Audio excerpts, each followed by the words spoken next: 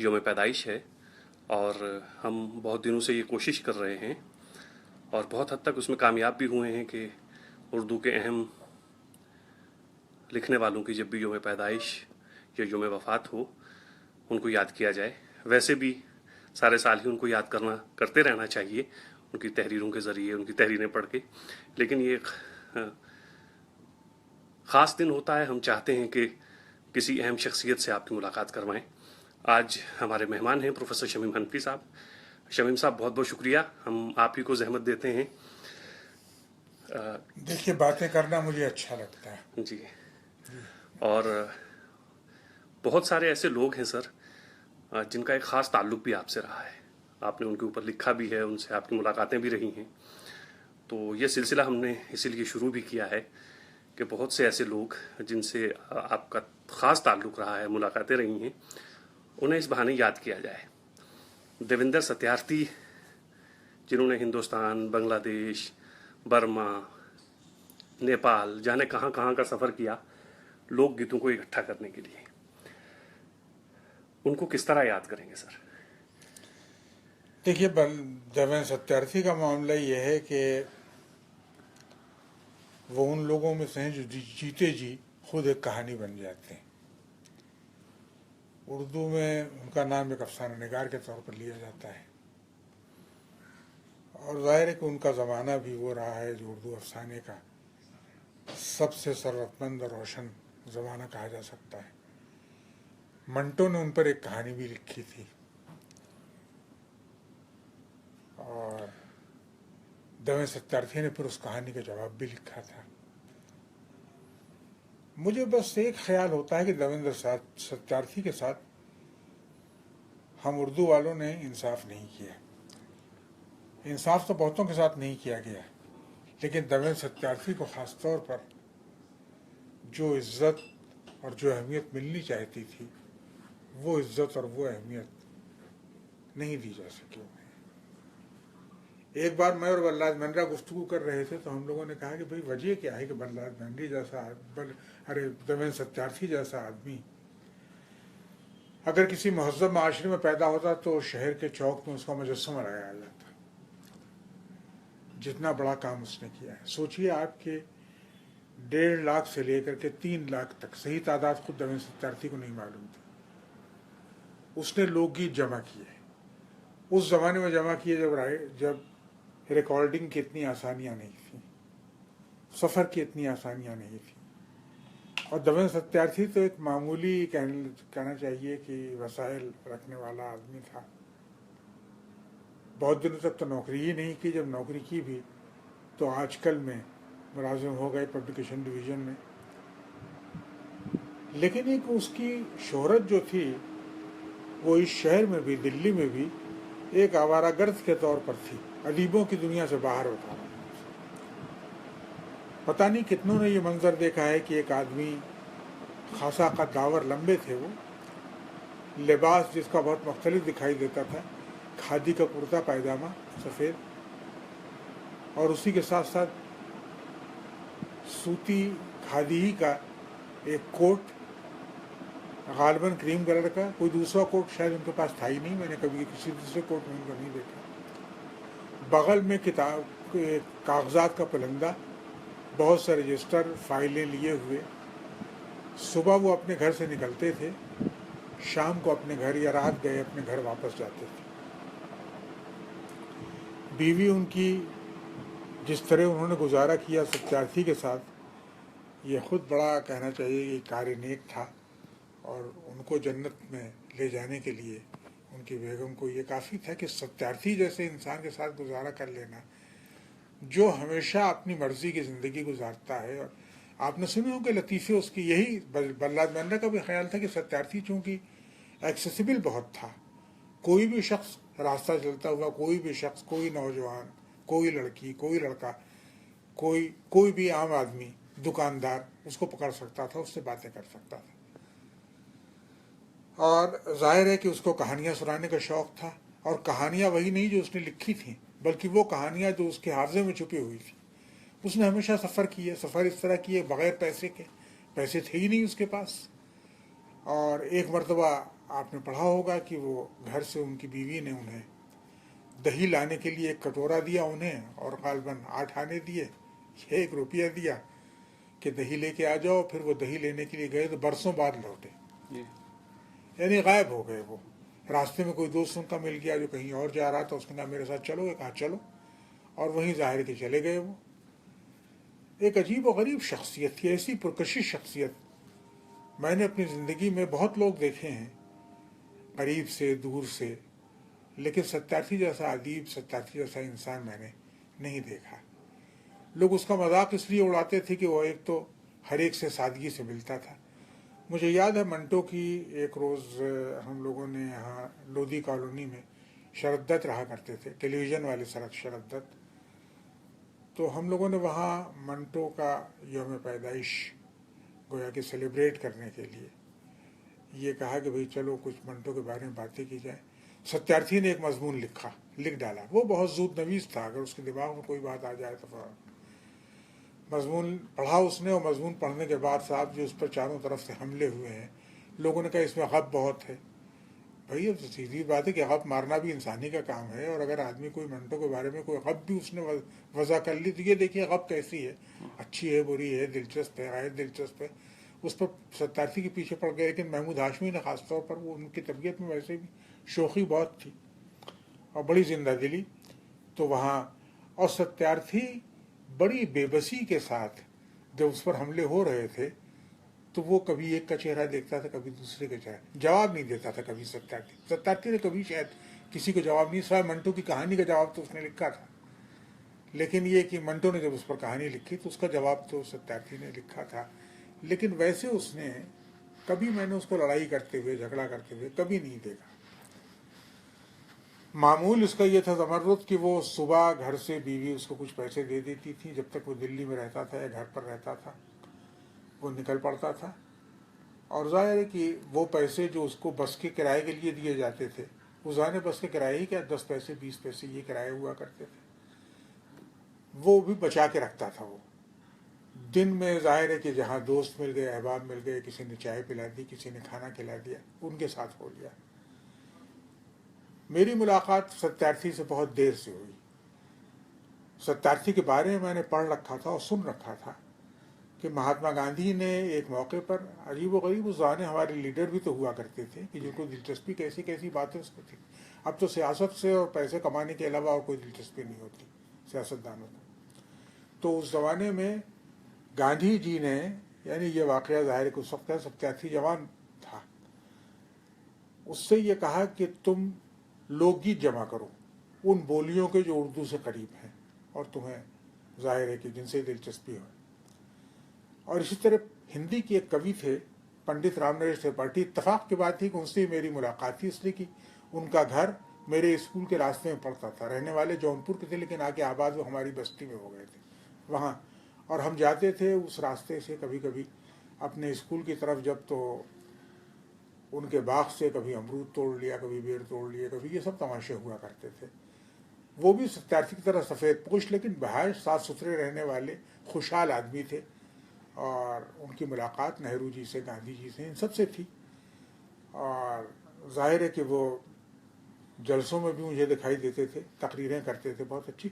लेकिन उस ज़माने के इन लोगों में एक अजीब व गरीब खूबी थी सादगी की, जो ये इसका सियासत से तो कोई ताल्लुक़ सत्यार्थी का नहीं था, लेकिन सादगी उसकी तबीयत में बला की थी। भाई इतना भोला भाला सा आदमी।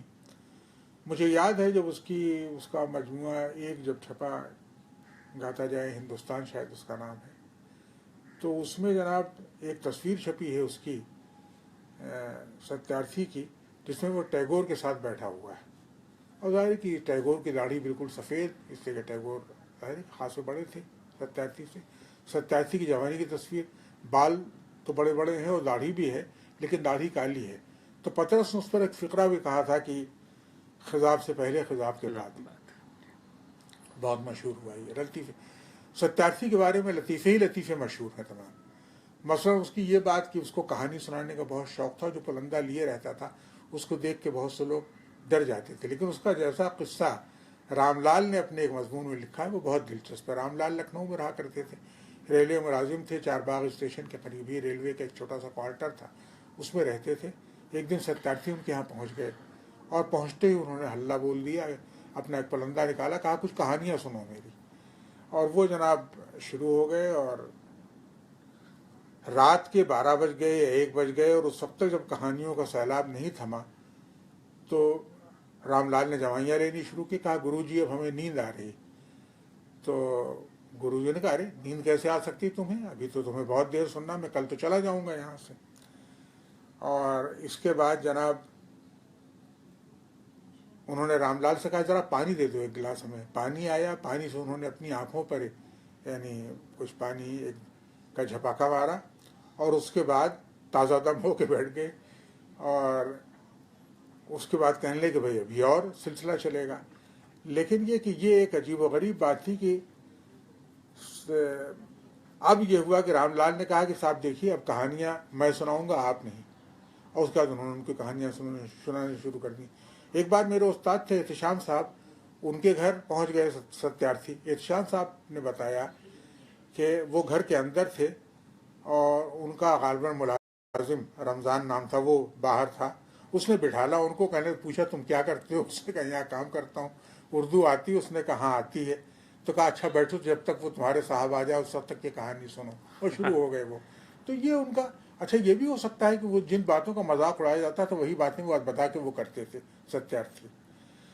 यहाँ सूरत हाल ये थी कि दिल्ली में जब तक वो रहे, कॉफ़ी हाउस में जाके बैठना जहाँ दोस्त सब बैठे हुए हैं उनके हिंदी के उर्दू के अदीब, उस ज़माने में इस तरह की तकसीम नहीं होती थी जैसे आजकल दिखाई देती है। अब तो उर्दू के लोग सिर्फ उर्दू वालों में बैठते हैं, हिंदी वालों में बल्कि ये है कम है, वो दूसरी ज़बान के अदीबों में भी बातें करते हैं, उनसे मिलते हैं। और तो सत्यार्थी का ये हाल था कि सुबह निकले घर से और एक ऐसा खुशशक्ल आदमी दिखाई देता था। वो अपनी इस लिबास में ऐसा सजता था, उस पर यह लिबास लंबा कुर्ता और फिर उस पर सूती एक कहना चाहिए ओवरकोट सा जो पहनता था लिबादा, और फिर उसके बाद पलंदा बगल में दबाए, उसकी लंबी दाढ़ी, लहराती हुई दाढ़ी, और हैरान आंखों से इधर उधर लोगों को देखता हुआ चलता जाता था बस। और अक्सर ये होता था, बल्लाद बैंडा ने आखिरी दिनों में एक दफ्तर बनाया था शऊर का, तिराहा बैराम खां पर। आपने देखा होगा जो गोलचा के पीछे जो फलों का बाजार है, उससे जो आप मटिया महल की तरफ जाएं तो वहाँ पर है तिराहा बैराम खां। और वहाँ एक पहली मंजिल पर एक कमरा उन्होंने किराए पर ले रखा था, बल्लाद मैनन ने उसमें अपना ऑफिस कायम किया था। वहाँ एक तख्त बिछा रहता था, 2-3 कुर्सियाँ रखी थी, एक मेज़। सत्यार्थी अक्सर वहाँ आ जाते थे। और फिर उसके बाद हम लोग उनसे खाने का वक्त हुआ तो वहीं अंसारी रोड पर एक होटल हुआ करता था। उस ज़माने में अब तो खैर बड़े अच्छे अच्छे होटल खुल गए हैं सब, लेकिन उस ज़माने में तो गरीबा मऊ यही जगह हुआ करती थी। तो बल्लाद बैंड्रा के साथ हम लोग चले जाते थे वहाँ, और वहाँ राजमा और चावल ये सब कुछ खाना मिलता था बहुत सस्ता। तो देवेंद्र सत्यार्थी को ऑफ़र किया गया, उन्होंने भी खा लिया और फिर बैठे हुए आके शऊर के दफ्तर में। उसके बाद एक चाय खाना खुल गया था वहाँ, आपकी पसंद। अभी मुझे किसी ने बताया कि बंद हो गया वो, मुझे मालूम नहीं, मैं तो एक ज़माने से उस सड़क पर गया ही नहीं। लेकिन ये कि उस चाय खाने में हम लोग जाके बैठ जाते। वहाँ के उसके मालिक थे संजय कपूर साहब, वो और उनकी बीवी और उनकी बहनें बड़े कहना चाहिए कि मेहमान नवाज और बड़े प्लेजेंट यानी शख्सियत रखने वाले लोग थे। सबके शक्ल सूरत से भी बहुत अच्छे और बातें भी बहुत तमीज़ तहजीब की किया करते थे। उन्होंने अपने चाय खाने में कुछ मोड़े रखवा दिए थे कि आप लोग जब आएँ यहाँ तो सिर्फ खड़े खड़े चाय न पिएँ। उस आने तो वहाँ टी टेस्टर्स थे वो, तो जाहिर के लोग जाते थे, चाय बना के दे देता था उनका आदमी, और लोग खड़े खड़े स्टूल पर से हाथ टिकाए हुए चाय पीते चले जाते थे।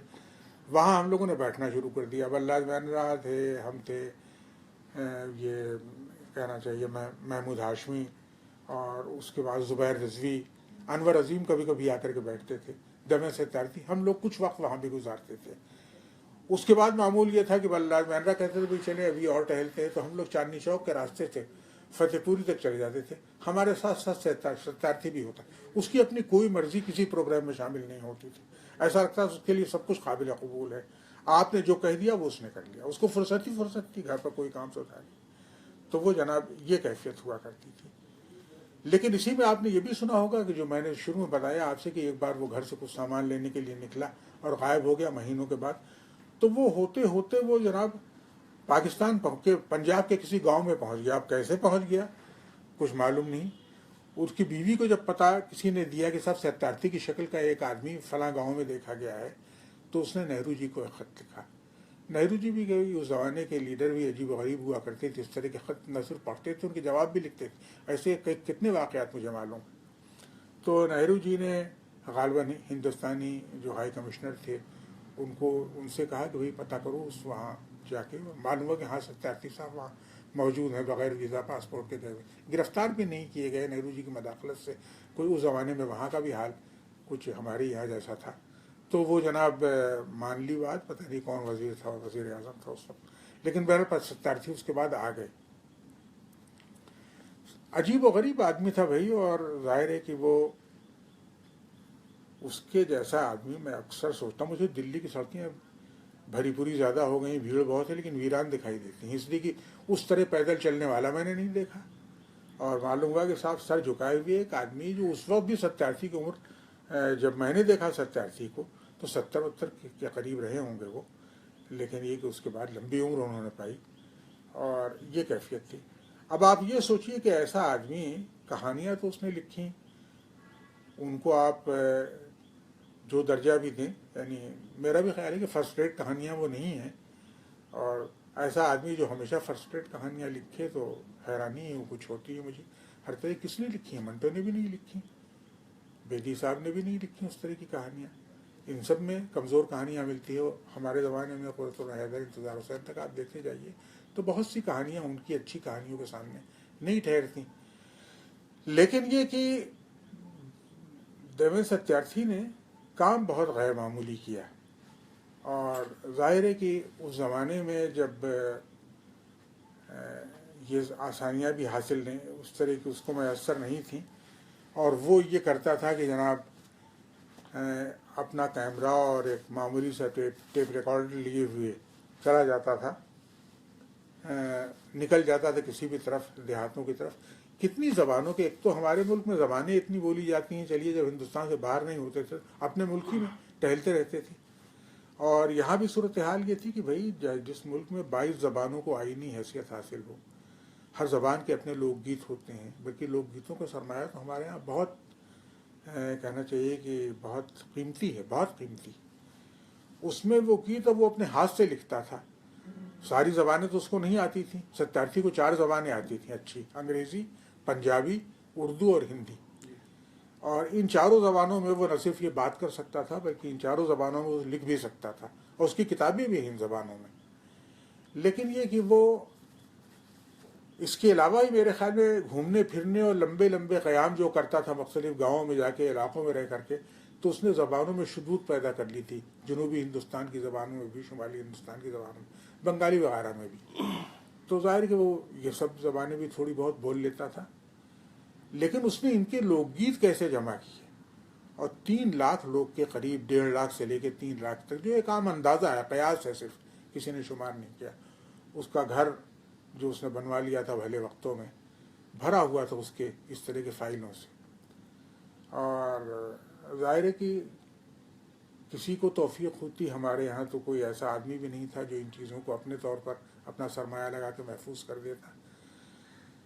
सत्यार्थी के आखिरी दिनों में बल्कि उसकी ख्वाहिश भी थी कि उसके कागजात कहीं जमा कर लिए जाएं, आर्काइव्स बना दिया जाए, कुछ ये हो जाए। उसको अपनी शोहरत की तलब, बिल्कुल बड़ा मासूम आदमी था इस मामले में, लेकिन ये चाहता था कि ये कीमती चीज़ें गायब न होने पाएँ।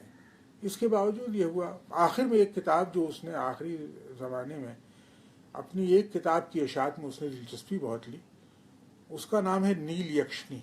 ज़ाहिर उर्दू में नहीं छपी, इसलिए उर्दू वाले उससे हो सकता है ना वाकिफ़ हों बहुत से।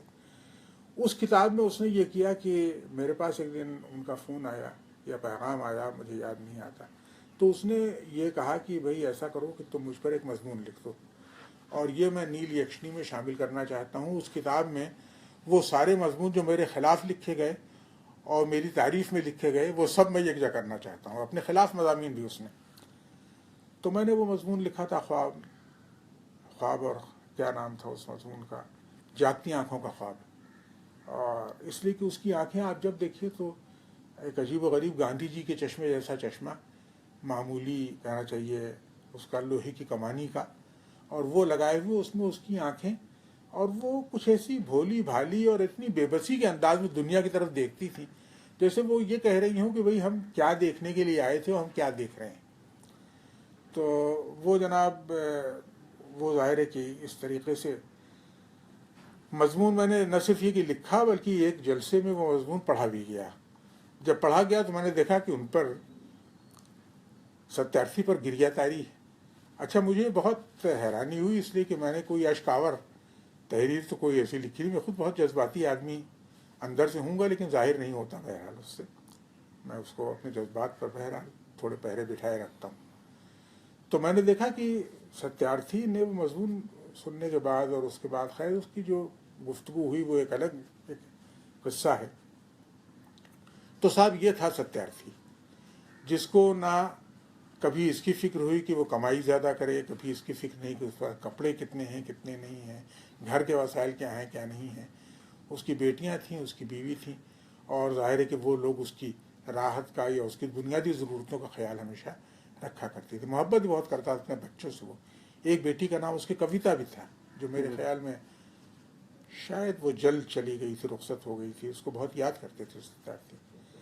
और सत्यार्थी ने जो कहना चाहिए कि दिल्ली की तहजीबी ज़िंदगी में उसके रहने से गैर मामूली रौनक थी। गर्चे वो उर्दू के जलसों में जाता तो था, उसकी पसंद का कोई जलसा अगर हुआ तो, लेकिन उर्दू के अदीबों में बहुत मादूद चंद ऐसे थे जिनसे उसकी मुलाकात थी। सबसे बलराज मेहंद्रा ने भी उन पे कुछ लिखा, एक मजमून।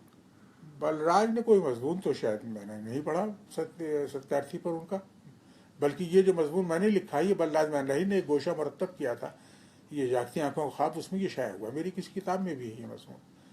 तो लेकिन बलराज मेहंद्रा से दोस्ती बहुत थी, और बलराज मेहंद्रा के दिल में देवेंद्र सत्यार्थी की कदर बहुत थी। अजीब बात यह कि मेहंद्रा ऐसे लोगों की कदर बहुत करता था जो ज़माने की नाकदरी का शिकार हों, और बलराज मेहंद्रा के यहाँ एक उसका दिल बहुत खुला हुआ था बलराज मेहंद्रा का। तो देवेंद्र सत्यार्थी के जिक्र में मुझे मेहंद्रा बार बार याद आता है। बलराज मेहंद्रा ने जो अपना आबाई मकान तोड़वा करके सारे भाइयों के इश्तराक से एक घर बनवा लिया था कैलाश कॉलोनी में, लेकिन वहाँ कभी बलराज मेहंद्रा मुंतकिल नहीं हुआ। भाइयों से कुछ इख्तलाफ हो गए थे, तो उसका घर, उनका हिस्सा जो फ्लैट था वो खाली पड़ा रहता था। उसमें बहुत दिनों तक ये हुआ कि शाम को कोई आके बैठ गया। सुरेंद्र प्रकाश और दूसरे अफसाना निगार जब दिल्ली बॉम्बे चले जाने के बाद आते थे, वो कहाँ बैठ जाए। एक बार ज़मीरुद्दीन अहमद आए जो लंदन में रहते थे उस ज़माने में, अपनी बीवी के साथ आए। तो ये वक्त भाई का होटल में कहाँ ठहरेंगे। मेहंद्रा ने उनको अपने घर की चाबी दी और कहा कि आप वहाँ ठहरिए, और ज़ाहिर घर के उसके पास ही चाय खाने भी हैं, होटल भी हैं, आपको खाने पीने की कोई तकलीफ़ नहीं होगी। वो आके वहाँ रहे। सत्यार्थी भी कभी कभी चले जाते थे वहाँ और बैठते थे। तो दमे सत्यार्थी के सिलसिले में मेहंद्रा और ज़्यादा वो था, थोड़ा सा कहना चाहिए जज्बाती रिश्ता भी उसका ये था कि वो कहता था कि भाई एक आदमी जो इतना काम जिसने किया है, और उर्दू वाले न सिर्फ ये उसका जिक्र नहीं करते, उसकी खबर भी नहीं रखते कभी, और कभी कहीं नज़र आ जाए तो लोग देख करके सिर्फ एक तबस्सुम ज़ेरे लब, कुछ लोग एक कहना चाहिए कि ज़हर खंद, यानी एक तंज़ियत, एक तबस्सुम कुछ।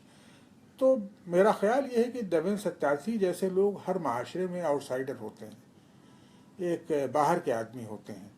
वहाँ की जो कितने दिन तक लोग बर्दाश्त करते हैं ऐसे लोगों को। हमारे दोस्तों में और भी ऐसे लोग हैं जो कहना चाहिए कि आम डगर से हटे हुए लोग हैं, और उनकी कदर कितने लोग करते हैं बहुत मुश्किल है कहना। मैंने तो इस मामले में रवादारी या तो अपने उर्दू के दोस्तों में इंतज़ार साहब के यहाँ बहुत देखी, ये रवादारी कि जो भी उनका दोस्त है उनका दोस्त है। और या यहाँ देखता था मैं तो बलराज मेहंद्रा के यहाँ। तो बलराज मेहंद्रा ने सत्यार्थी को एक कहना चाहिए कि वक्त गुजारी का एक बहाना भी उनके लिए पैदा कर दिया था, शऊर का दफ्तर।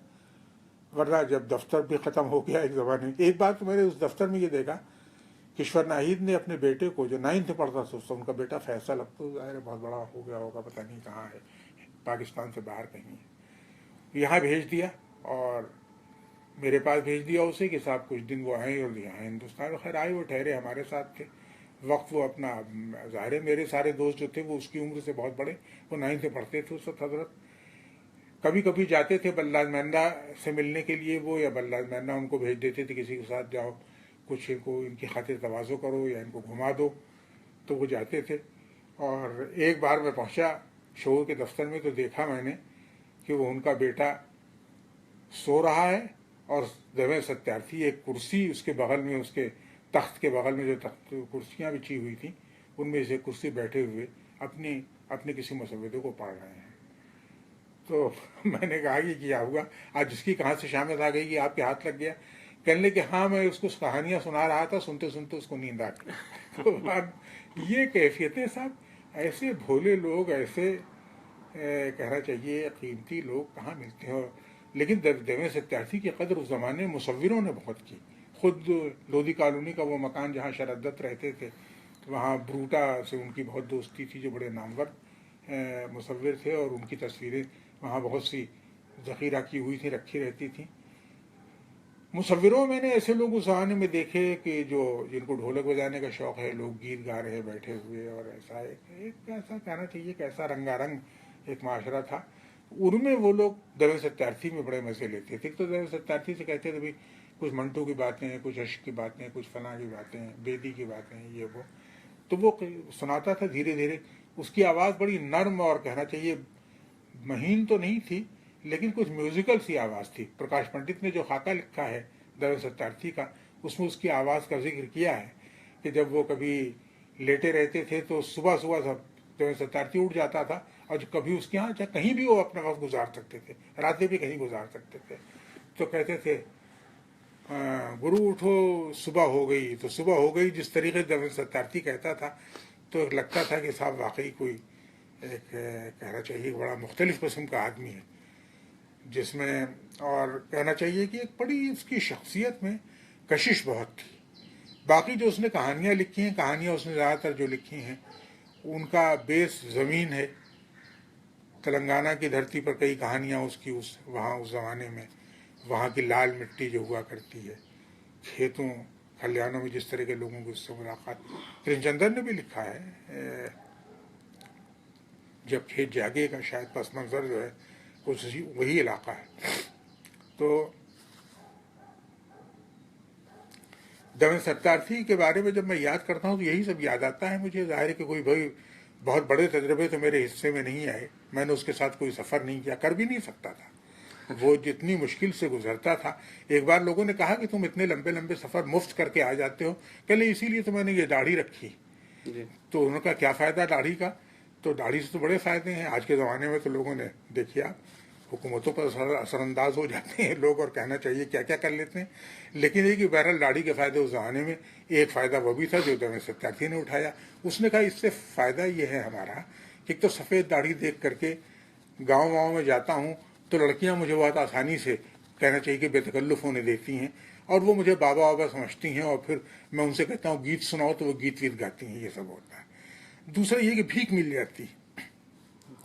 अब ये जुमला देखिए, आप तसव्वुर कीजिए, भीख मिल जाती है, यानी ये कि पैसे पास तो होते नहीं कहीं ज़रूरत पड़ गई किसी तरह की, तो उस वक्त ये है कि भाई कहीं जाना है, बस का या लारी का किराया चाहिए, किराया चाहिए, तो वो जाहिर है कि कहाँ से, तो ये हाथ फैला देता था। बल्कि एक बार का तो वाक़या है कि बीवी ने जैसे अक्सर घर का कोई सामान लेने के लिए भेजा, हाथ में कटोरा दिया, कोई चीज़ मंगवाई होगी, में दही वही मंगवाया होगा उस दिन भी, तो ये लेके निकले, और इनको ये इतने थके हुए थे कि बाहर निकलते ही इनको नींद से आने लगी, तो एक लैंप पोस्ट से टिक करके ये खड़े हो गए।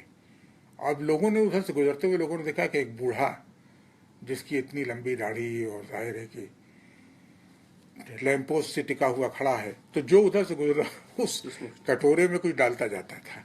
और जब आप यानी जब ये बेदार हुए कोई आवाज़ सुन के, जाहिर है कि यूं ही कोई बाकायदा तो सो नहीं रहे होंगे, तो देखा कि वो कटोरे में पैसे बहुत है, तो कहने लगे भीख बहुत आसानी से मिल जाती थी।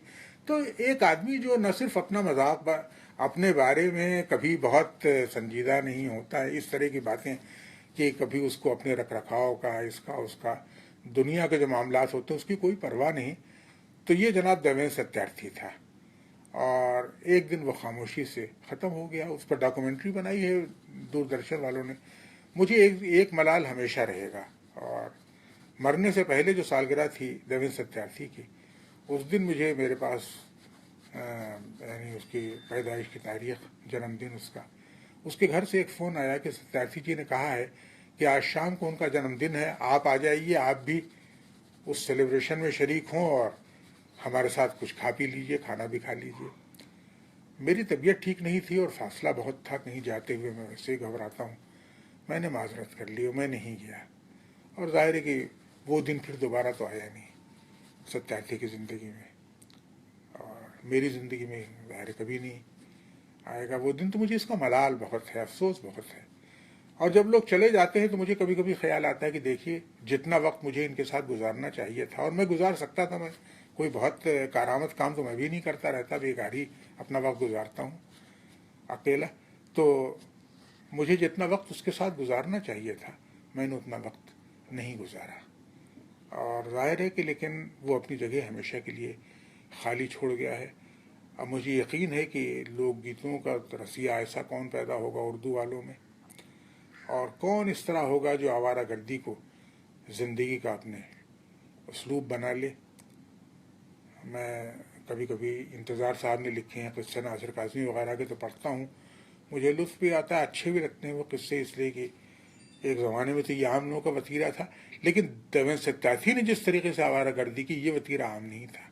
ये तो नासिर काज़मी भी शायद ना करते। तो वो अंदाज़ ही दूसरा था उसका। और लेकिन बहरहाल अपने हिस्से का वक्त गुजार के वो रुखसत हो गया। दिल्ली के बहुत से रंग जो थे रफ्ता रफ्ता गायब होते चले जा रहे हैं, उनमें ये रंग भी गायब हो चुका है। हाँ, शमीम साहब, जैसे महात्मा गांधी का आपने जिक्र किया, शांति निकेतन और रविंद्रनाथ टैगोर।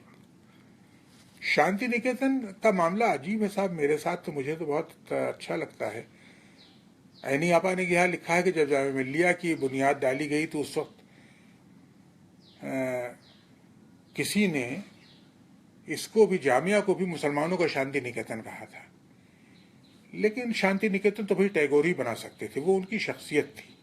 और फिर उसके लिए एक मिजाज चाहिए, यानी मिजाज में यह कि जहाँ फितरत से आप मोहब्बत करते हों, जहाँ मुख्तलिफ फ़नून लतीफ़ा से आप मोहब्बत करते हों, वहाँ का कला भवन जो है जाकर के आप देखें शांति निकेतन का, तो आपको अंदाज़ा कैसे बड़े बड़े लोग वहाँ रहे।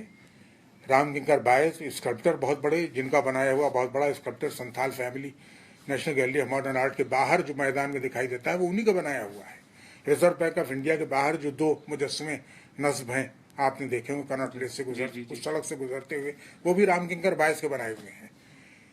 साहित्य अकेडमी के हॉल में जब आप दाखिल होते हैं अंदर, उसके कहना चाहिए कि उसकी लॉबी में, तो वहाँ टैगोर का जो मुजस्समा लगा हुआ है, सर झुकाए हुए, टैगोर का वैसा मुजस्समा किसी और ने नहीं बनाया, वो भी राम किंकर बायस का बनाया हुआ है। और राम किंकर बायस हमारे दोस्त रामचंद्रन, जिनकी ये तस्वीर लगी हुई है आप देख रहे हैं, इनके उस्ताद थे राम किंकर बायस। और राम किंकर बायस कभी कभी आते थे, इनके यहाँ ठहरते थे, तो शांति निकेतन में वो पढ़ाते थे, पेंटर भी थे और स्कल्प्टर भी थे। विनोद बिहारी मुखर्जी भी वहाँ थे शांति निकेतन में। मेरी कई किताबों का, 3-4 किताबों का टाइटल जो है रामचंद्रन की बीवी ने बनाया है। रामचंद्रन की बीवी चाइनीज़ थी, लेकिन उनका शांति निकेतन से ये ताल्लुक़ था कि उनके वालिद टैगोर की तहरीक से, तालीम का जो एक कहना चाहिए कि जो एक तसव्वुर टैगोर का था, उससे इतने मुतासिर हुए कि हिंदुस्तान में आके वहीं बस गए शांति निकेतन में। और फिर वहाँ उन्होंने कहना चाहिए कि एक ये चीना भवन वगैरह का क़याम जो हुआ वहाँ, उसमें उन्होंने टैगोर की मदद की। मेरे एक और उस्ताद थे जिनसे मैंने मिट्टी का काम में सीखा करता था एक ज़माने में, अभी कहना चाहिए 30-35 साल 40 साल पहले की बात है। उनका नाम था देवी प्रसाद। देवी प्रसाद जी जो थे, अपने अजीबोगरीब आदमी साहब, वो कोई फर्नीचर उनको पसंद आया, उसका नक्शा उन्होंने गैर में महफूज रखा, घर आए, बाजार से लकड़ी ले आए और उसके बनाने पर जुट गए और बना डाला उन्होंने। मैंने एक मरतबा उनके घर में एक शेल्फ देखा, तो मैंने कहा कि आपने बहुत उम्दा, ये मुझे देख के लग रहा अपनी सादगी की वजह से। कहने चलिए मैं आपके हाथ से बनवा दूंगा, ये क्या मुश्किल। तो गोया कि मेरे तो खैर गुरु थे, बाकायदा मुझे सिखाया उन्होंने कि चाक पर मिट्टी कैसे रखी जाती है और कैसे बन। लेकिन मुझे तो किसी फन में पता नहीं क्या बात है कि एक मौका ऐसा आता है कि मैं छोड़ देता हूँ उसे, और उसमें कमाल हासिल करना, उसकी जो सलाहियत चाहिए उसके ऊपर नहीं। तो शांति निकेतन से मेरे कई रिश्ते, अच्छा वो भी टैगोर के शागिर्द थे, पंडित ने, वो देवी प्रसाद जी शांति निकेतन में बहुत दिनों तक रहे थे। और उनकी खींची हुई टैगोर की तस्वीरों की, फोटोग्राफ्स की एक नुमाइश भी एक ज़माने में यहाँ ललित कला अकेडमी में हुई थी। उनके बनाए हुए बर्तनों की नुमाइश भी हुई थी। सिरेमिक आर्टिस्ट बहुत बड़े थे वो, और उनके बनाए हुए बर्तन बहुत महंगे बिकते थे। एक छोटी सी प्लेट मिट्टी की मेरे ख्याल में 2000, 2500, 3000, जो कीमत उसकी रख दे नुमाइश करने वाले, वो रखी जाती थी। लेकिन खुद बहुत सादा ज़िंदगी गुजारते थे। उनकी बीवी साइकेट्रिस्ट थी, साइकोलॉजी की माहिर थी, यहाँ पढ़ाती भी थी जामिया में। कुछ बिंदु प्रसाद, और गुजरात की रहने वाली, उनसे मेरे ख्याल में कोई 30-35 साल छोटी होंगी अपने शौहर से। लेकिन वारिस अलवी की भी शागिर्द रही थी। एक बार वारिस को लेकर मैं उनके घर गया था बिंदु प्रसाद जी से मिलाने के लिए, और तो देवी प्रसाद का भी ताल्लुक था शांति निकेतन से। ये भी शांति निकेतन गए और इनकी टैगोर से मुलाकात। किसकी? देवेंद्र सत्यार्थी। देवेंद्र सत्यार्थी की तो जाहिर के गए। देवेंद्र सत्यार्थी किससे नहीं मिले? जो शख्स गांधी जी से मिल सकता है, गांधी जी तो टैगोर तो उस जमाने में अदब और आर्ट का जौक रखने वाले सबसे मशहूर हिंदुस्तानी थे भाई। और ये समझिए कि टैगोर का, लेकिन टैगोर का पूरा तस्वुर भी रहा है अदब का, आर्ट का, जिंदगी का, बहुत गैर मामूली है।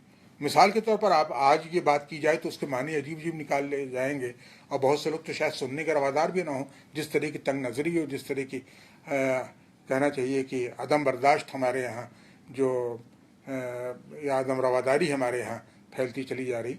लेकिन ये कि उस ज़माने में टैगोर ने 1905-06 में ये बात कही थी कि अदीब को या आर्टिस्ट को अपनी आइडेंटिटी नेशनल नहीं बल्कि ग्लोबल बनानी चाहिए, यानी आलमी एक शनाख्त उसकी होती है। ये क्या है कि आप अपनी कौम को, आप की पहचान जो है वो आपकी पहचान बन जाए। तो टैगोर जैसा आदमी तो उनके बच्चों पर उन्होंने जो काम किया है, बच्चों की तालीम के सिलसिले में टैगोर का जो काम है, टैगोर ने सोची बुढ़ापे में मुसव्विरी शुरू की और उसमें भी नाम पैदा किया। पूरी गैलरी जाके देखिए कभी national gallery of modern art में। टैगोर ने इसी तरीके से कहना चाहिए कि गाना शुरू किया और मौसीकी का रविंद्र संगीत अब एक वो बाकायदा एक असलूब बन चुका है, उनके गीत जिस तरीके से गाए जाते हैं। और फिर ये कि उन्होंने टैगोर ने अदब में भी जो कुछ लिखा, गोरा जैसा नावल आप सोचिए उस ज़माने में जो उन्होंने लिखा और जो आज तक ज़ेर बहस रहता है। और टैगोर को एक तरफ ख्याल की दुनिया थी, मगरिब में भी उनकी इसी तरह कदर की गई, और मशरिक़ में ज़ाहिर है कि मैंने तो देखा हाइडलबर्ग में एक बार एक सेमिनार के दौरान कि वहाँ टैगोर का जिस तरह से जिक्र हो रहा था, सेमिनार इकबाल पर था लेकिन वहाँ टैगोर का जिक्र बहुत किया लोगों ने। तो टैगोर में तो बड़ी कुशादगी थी और बहुत, और मेरे ख्याल में उस ज़माने के लिखने वालों को या आर्ट से दिलचस्पी रखने वाले बहुत से लोगों को उन्होंने मुतासिर किया।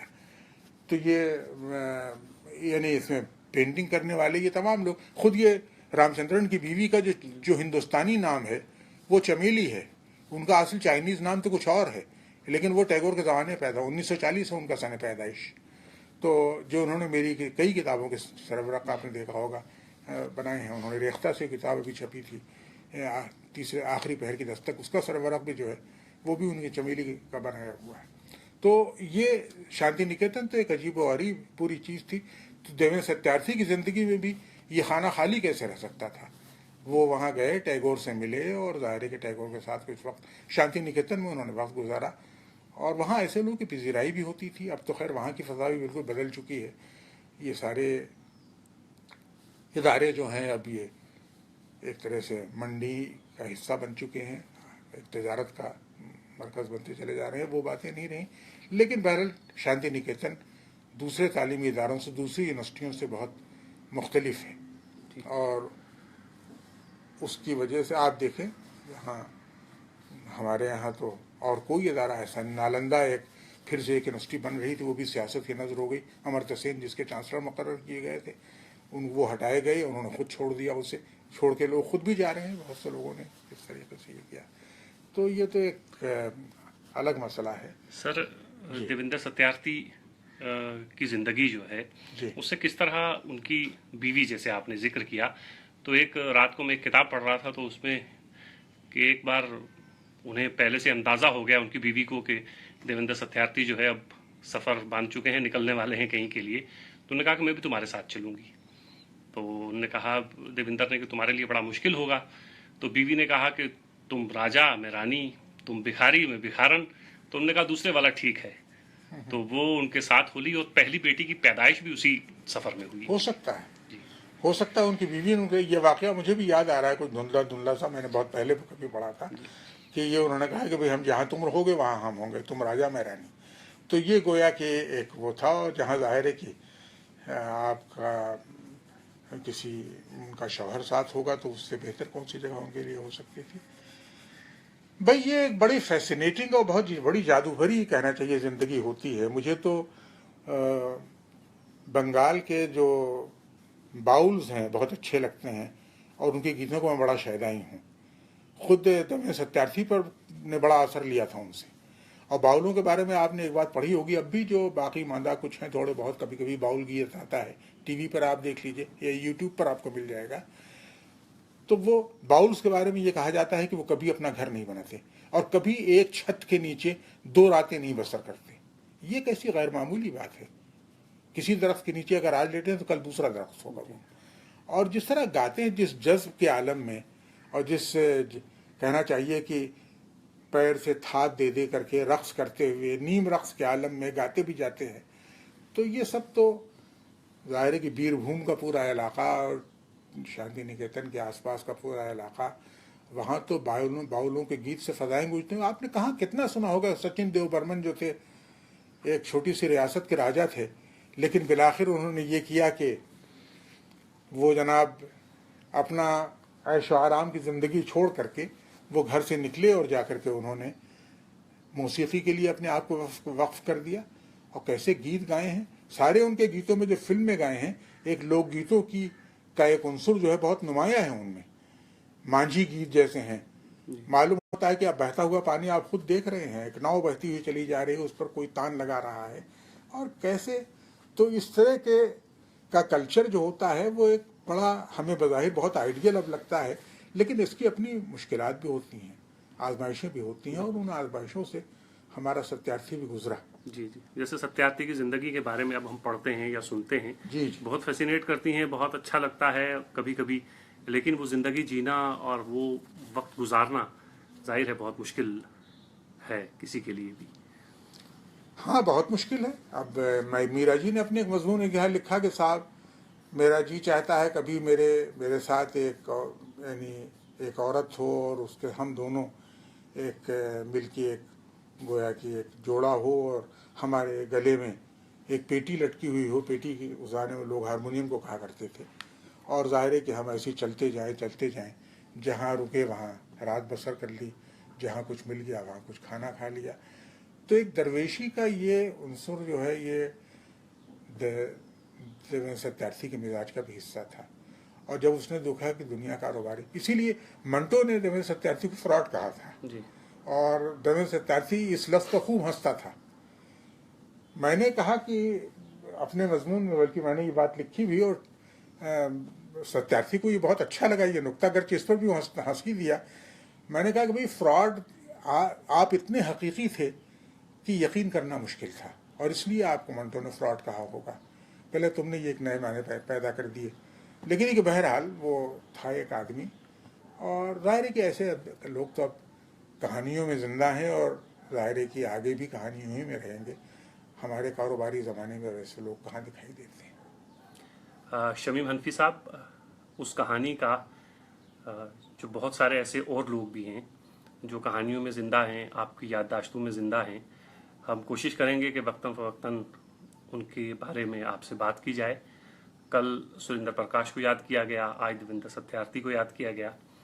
ऐसे ही ये सिलसिला इंशाल्लाह हम आपके साथ। लेकिन एक बात मैं आपसे अर्ज कर दूं कि मुझे मुनीर न्याजी की एक नज़्म बहुत पसंद है, हमें हमेशा देर कर देता हूँ मैं। तो कभी कभी ये होता है कि बहुत से लोग जो मेरे जीते जी कहानी बन गए और उनको मैं देखता था, और मुझे अब अफसोस होता है कि मैंने उनके साथ वक्त कम क्यों गुजारा। मुझसे मालिक राम साहब कहा करते थे कि तुम आते नहीं हो मेरे घर में, कितना कहता हूँ आया करो, तुम आते नहीं हो, और जब मैं नहीं हूँगा तब तुम्हें ख्याल आएगा। और देखिए वो चले गए, वो जैसा बुजुर्ग भी उर्दू तहकीक व तनकीद की दुनिया में कहाँ आएगा।